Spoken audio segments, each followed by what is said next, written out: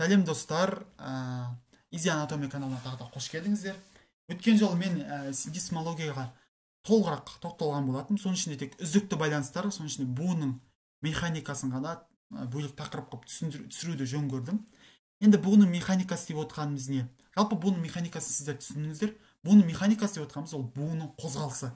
Жалпы айтқанда, буынның қозғалысына мысалға келетік, анатомияда буынның механикасы және буынның қозғалысын үш түрлі жазықтықты анықтайды. Бірінші сагиталды жазықтық, екінші фронтальды жазықтық және вертикалды жазықтық.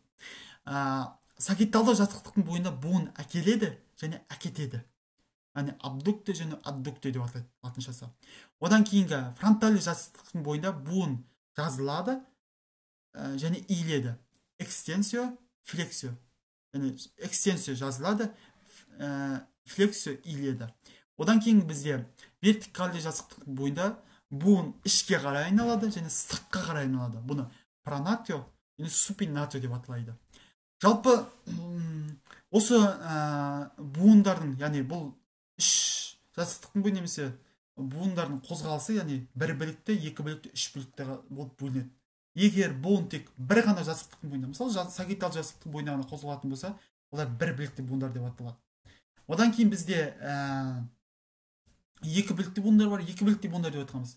Мысалы сагитал және вертикал жазықтықтың бойында қозғалатын болса буын, бұл бір білікті буындар. Екі білікті буындар. Ал егер бүгін сагиталды да, вертикалды да және де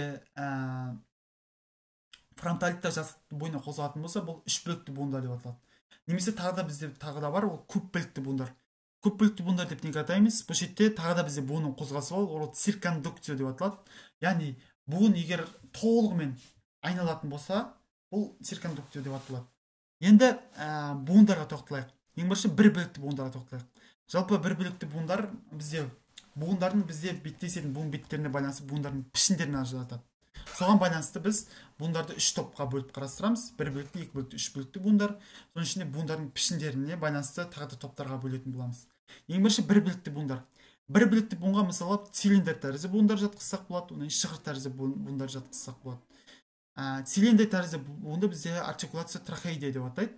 Бұл цилиндр тәрізді буындар мысалы мынау бірінші омыртқа мен мынау екінші омыртқаның арасында, яғни бізде атлант пен аксистің арасында бізде цилиндр тәрізді буын болады.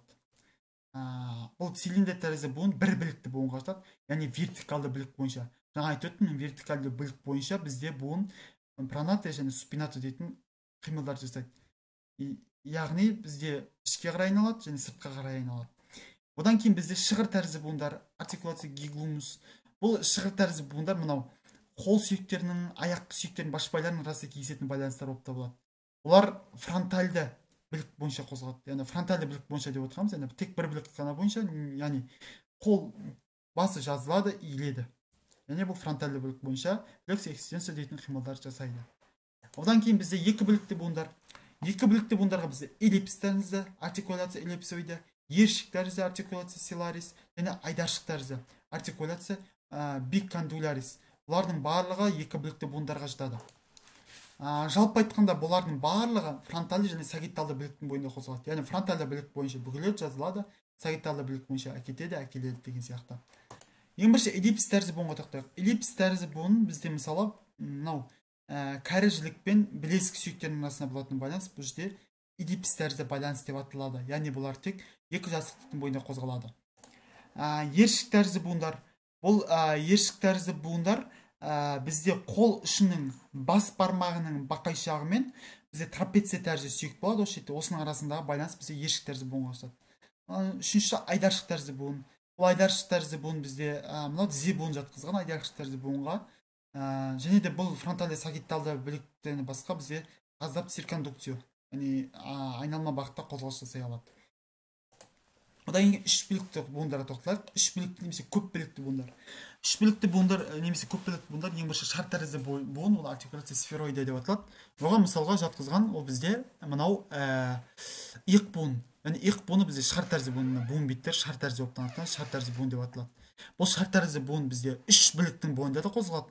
Қосымша циркондукция, яғни айналма бағытта қозғалыс жасайды. Яғни бұл буынды бізде көп білікті буынға жатқызсақ болады. Одан кейін жаңғақ тәрізді буын.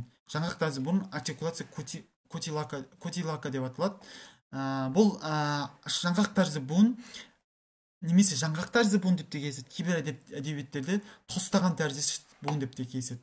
Бұл буынға мысалға ұршық буын жатқызсақ болады, немесе жамбас буын деп атсақ.